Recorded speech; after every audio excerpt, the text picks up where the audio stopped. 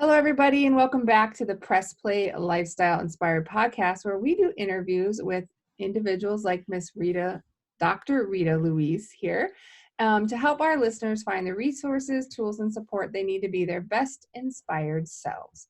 So, Dr. Rita, how are you doing today? I'm doing okay in spite of everything that's going on the planet right now. Yeah, I can imagine. So, would you mind just giving the audience, introducing yourself to the audience so they kind of know who you are and a little bit about you? Sure. So again, my name is Dr. Rita Louise. I work as a medical intuitive. I'm a naturopathic physician, which is a kind of like a chiropractor, but works with people using herbs and supplements and anything non-invasive to the body. So no drugs, no slice and dice, to help bring about health and wellness. You know, I've written a bunch of books, done a lot of videos, and I do stuff. Yeah, I did stuff. I'm good. So, just timely, because you kind of mentioned it at the beginning, and we had obviously we prepped before the interview. One of the things that I think a lot of us, even if we don't realize it, might be struggling with or being affected by is sort of the energy of the whole planet. It kind of feels like right now with the, obviously there's timing wise, there's a coronavirus or COVID-19. And for those people who are more medically intuitive or a little more in touch with things outside of maybe just everyday things, is there been an effect on you or your clients that is maybe more observable to you than the rest of us? You know, it's not, I mean, there's the observable part, but there are a very large segment of the population that are just sensitive, you know, whether they're empathic or they're just sensitive or they don't realize that they're sensitive, but they are sensitive.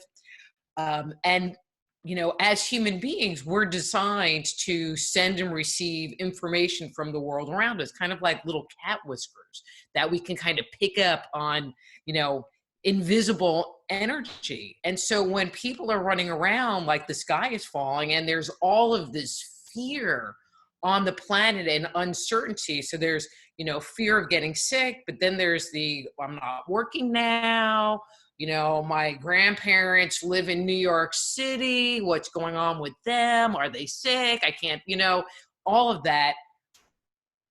Everyone is affected. And so even if in your life, like I live in Podunk, Texas, you know what I mean? And I have a good life. And so there's not anything in my personal life that is being affected by what's going on. But personally, I am really being affected by what's going on, you know, where I'm really tired. I feel like the life has been drained out of me. I feel really good for a while and then have these waves of just feeling exhausted or That wanting makes to take a sense. nap.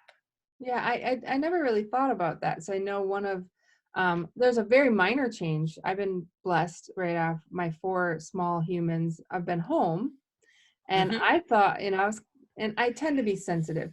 I don't know what that means, but I tend to be a little bit sensitive. And my kiddos, they're really good. They're being amazing, right? They're being really good. But I'm so tired. Like I feel like I've run 1,000 marathons, Yes, ma'am. and I'm not particularly doing more, right? I'm not like, I mean, a little bit, maybe a little more, making sure the kids have work to do, but just this wave of utter exhaustion from, Girlfriend, you're picking it up. yeah, it's really, it's nearly debilitating, and not Yeah. always, right? It feels like it's sort of maybe wavy, like it Well, comes in yeah. and is really heavy, and then And then maybe you're back. when I'm back, and I was like, what the mother? Wow. I get, because I'm not, I mean, of course things are affecting us. My mother and father-in-law are a little older. They won't stay home because they were told to, but before that they never left, right? So but people are behaving, um, I would say many of them in the opposite way that I'm used to them behaving. Mm-hmm. Like mom and dad never leave the home. They're kind of shut-ins. And then as soon as this happens, dad's gone out every day. Like, and we're on the stay-at-home order. And I'm like, what are you doing? Like, why are you doing that? So just lots of behavior even being, and I think it was probably heightened stress, right? Or Right. You know, and when we're picking up that energy, it affects everybody differently. You know, so somebody could have a lot more worry and anxiety that is compounding what's going on. You know, for somebody else, it can make them be tired. You know, for me, I it's a little bit of a roller coaster. You know, it's like I'm tired, then I'm okay, then I'm like I got all these emotions going on, and you know, and so, and I just think, you know, right at this point in time, raising people's awareness to there's this stuff going on inside that we don't really understand why. It's because the world is crazy. yeah.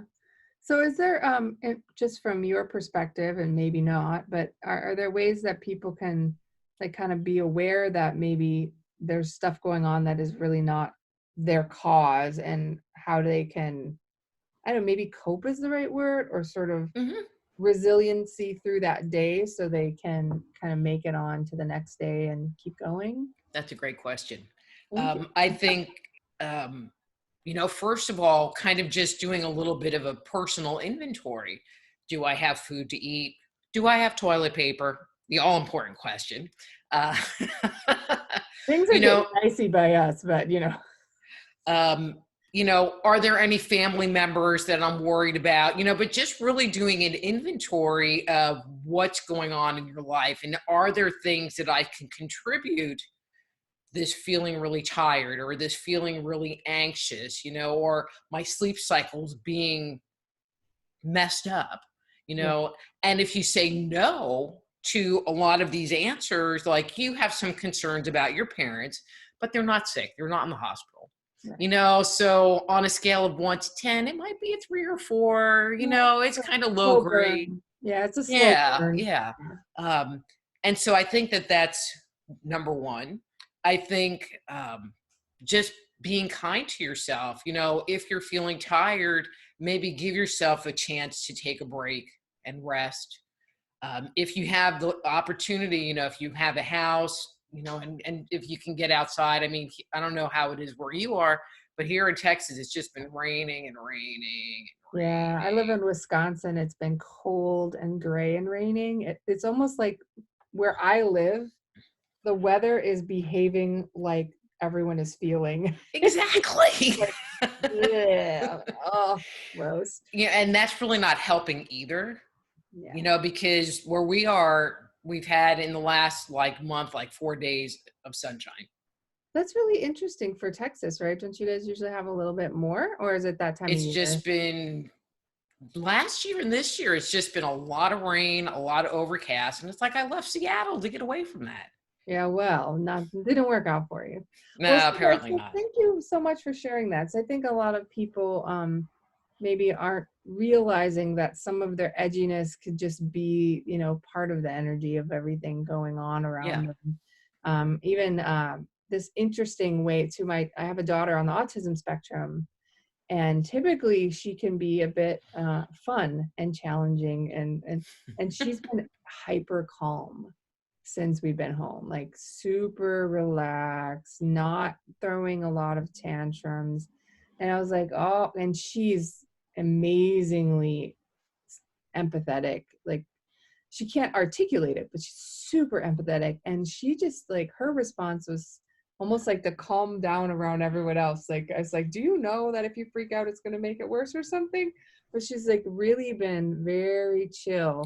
And Well, again, maybe that's it's like a awesome. Ritalin tour. Yeah, maybe. The chaos is making her, do the opposite. Calm. Yeah.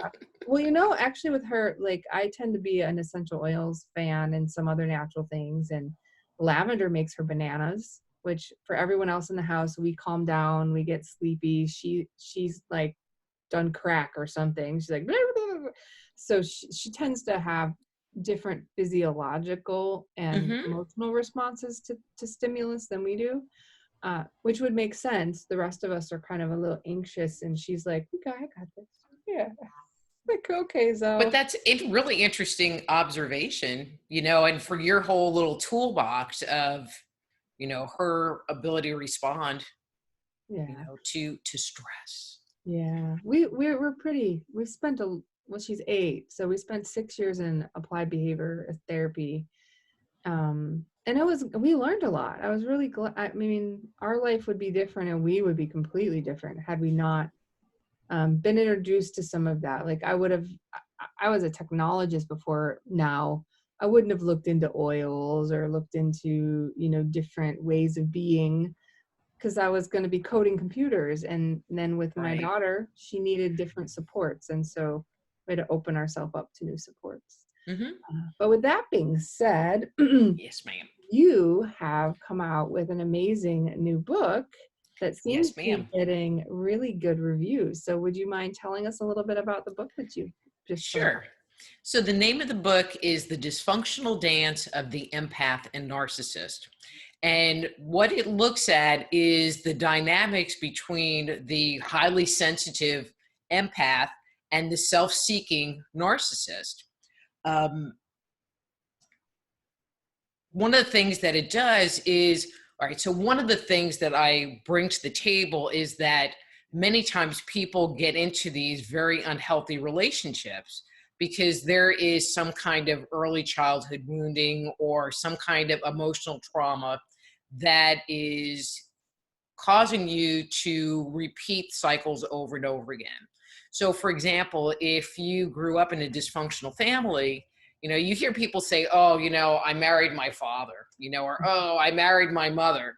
Well, if mom was psycho, Good job.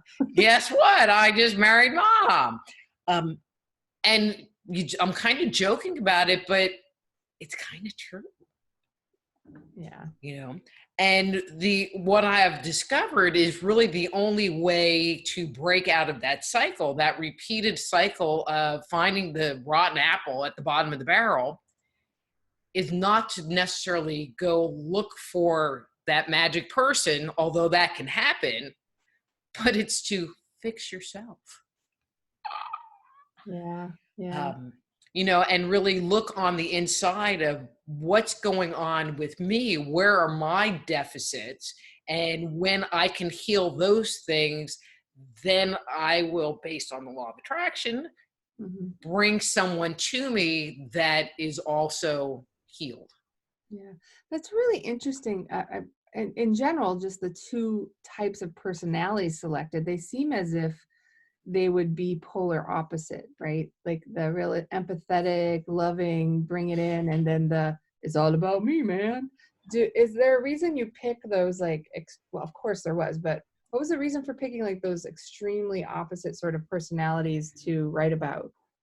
Because the more unhealed the empath is, the more narcissistic type person they will bring into their life. Oh, that's interesting. Because the empath is caring and loving and patient, and they want to heal and they want to take care of this other person and make them happy, because if I make you happy, then you'll love me. That's part of their healing, Mhm. is because they have self-worth issues. And the narcissist is like, okay, I'll let you fix me, I'll let you take care of all of my stuff. Oh, you want to support me? I'm good with that too. Yeah, that's interesting. And so I would have thought, but that it would be the juxtaposition, because it'd be so easy to see the big behaviors on both, right? So the narcissists being, super focused on them, and then you could see the literal opposite way they almost fit together, right? It's like they fit Mhm. together to make one person instead of two whole people. Exactly. In those dynamics, codependency can be part of it. Um, One of the things that I have found is that in a lot of these relationships, one of the things that narcissists bring to the table is I like to say they have a playbook. And they enter into a relationship in a very specific way, where they are all about you. It's called love bombing, and they're talking to you all the time and bringing you gifts and like being your soulmate. They leave you with this impression that they are just all about you, which can be very confusing to someone who, one, is very sensitive, and can feel this emotional energy oozing off of them. And also someone that's wounded, because it's like, oh, well, now somebody really loves me. And they get enticed by the nectar of the narcissist. Oh, I like that. I'm going to have to keep that line. Yeah, write that down. That's good. I'll write it down for you and send it to you later. All right. But once the narcissist gets them trapped, and gets them sucked in, then they start to turn, the relationship settles down, and what was once all bright and sunny becomes maybe regular or mundane, or the empath decides, well, you did this, and I'm not going to just accept it anymore. And so they might confront them or look at them in the wrong way, or life might come up and they need to do some work. And it makes the relationship shift because now the narcissist isn't the center of their attention. And that's when they start turning and becoming, they start devaluing, and, it turns it into an abusive situation, but you're hooked. So whether you're hooked financially, whether you're hooked emotionally, it's like, unless you can sit there and love yourself enough and go, okay, yeah, gotta go. So in the situation, I'm really curious. I wish I would have read the book now. I still can, which is great. Hey. But is there more of a likelihood or not of one of the two of those personality types healing? Like, is it more likely that the narcissist goes, I can get more if I take care of myself? Or is it more likely the empath says, wow, I can love more if I heal myself? I mean, do you see a tendency for one type of personality to seek healing over another? I mean, the empath is much, much more open to fixing themselves in the general sense of the word. They're much more in tune with what's going on in the general sense of the word. I think one of the lines in the book, The Dysfunctional Dance, is, finding a new source of narcissistic supply is a lot cheaper than going to therapy. And so I make no bones about it that the book is not written for a narcissistic person to heal, because they're really not interested, because they're a narcissist and there's not anything wrong with them. Yeah, that's probably, I can see how you can go that way. Recently I've heard from some of my friends who identify as empathetic or empath, or more East Coast, West Coasters. And one of the things I thought was very interesting is they feel like there's more people either presenting as or beginning to own the idea of being more empathetic or sensitive. Do you see that as well in your work, that there seems to be more people embracing their sensitivities? Yes, I do. I mean, I've been doing psychic work, intuitive work for a really long time. And many years ago, I started giving a presentation about you can be psychic. And a lot of people in the audience would look at me like, no way, no way. But then you start giving them examples of what the psychic experience is like. When you feel the vibes in a room, when you're thinking about your girlfriend, Sally, and the phone rings and it's Sally, and things like that, those are the intuitive experience.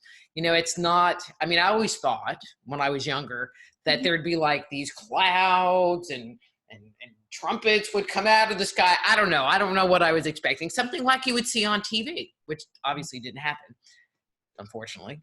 And so when you understand what the experience is, then you can start to apply it to your life, because everyone has had those experiences. And if you're sensitive, you've had them a lot. Yeah. And so I think there's just been a lot more information out there for people to look at and go, oh yeah, I do that. Oh yeah, I do that. That too. And so it's not that they're becoming more empathic, it's that they're recognizing what they are already. Or more like people are becoming more self-aware, and if they happen to already be on that side of it, then that's part of that awareness. Exactly. Yeah. So, one thing that I like, you said, you don't really remember what you thought that was when a kid. I think when I was a kid, I remember I thought psychics were people who predicted the future Mm-hmm. or that read other people's minds. And so that everyone was, or a medium was someone who talked to, spoke directly to your dead grandma and told you Well, they do that. you should clean up your laundry. But I thought like all that was kind of the same thing.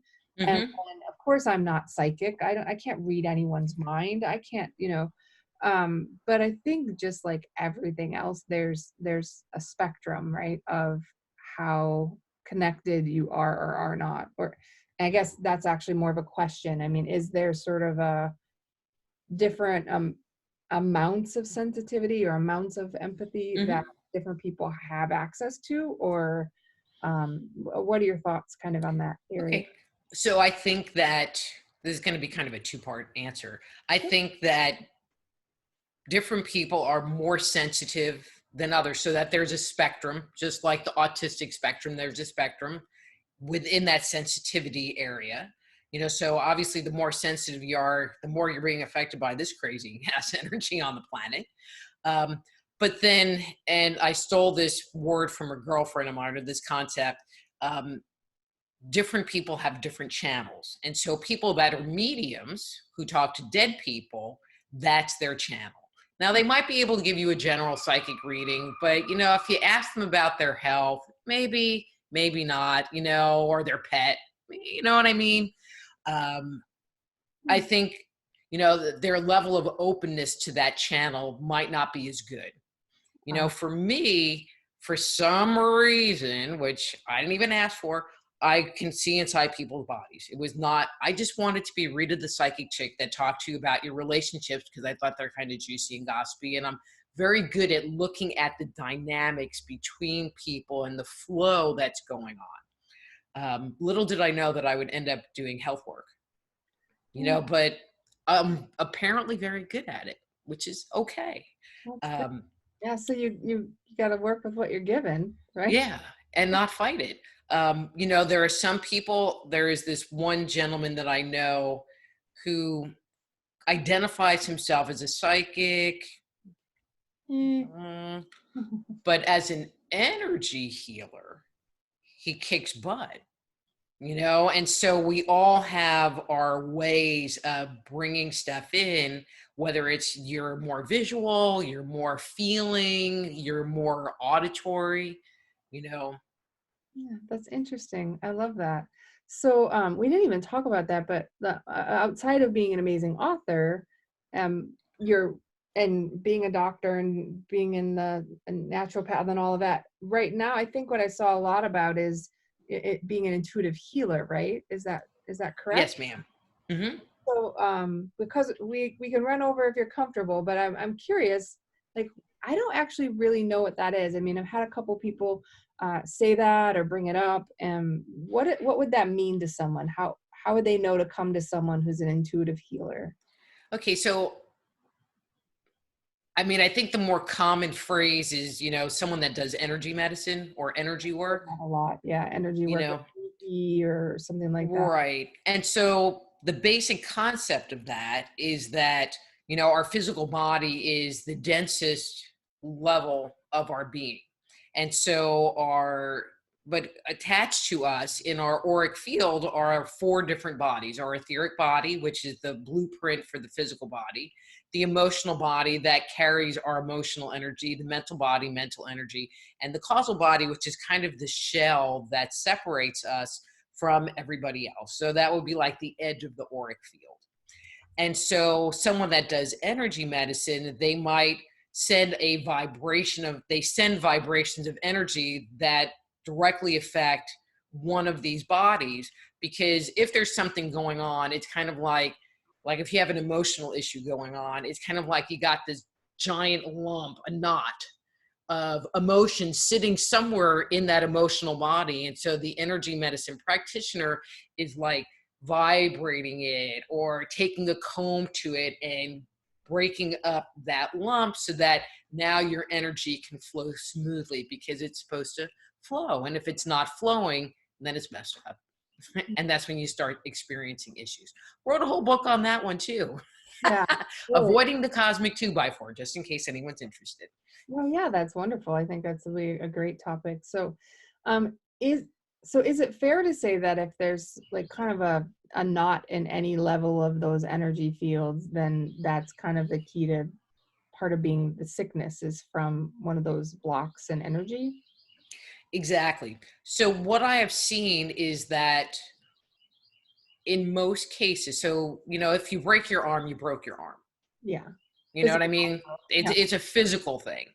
But if you develop cancer or diabetes or gallbladder disease, that means that something from outside of you has infiltrated all of those bodies. So at some point in time, it was a thought that was sitting out there. But now this thought is being triggered to the point that it actually created something physiologically inside of you.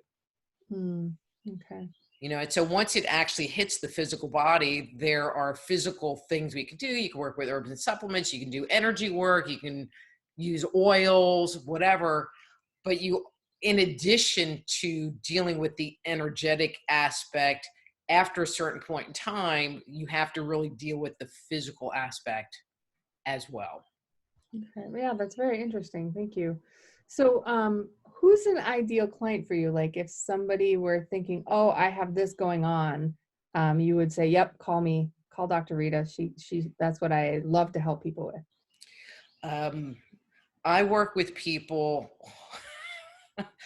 all over the gamut. And it's interesting because people call with stuff that I'm like, okay, I don't know what that is, but I got my computer.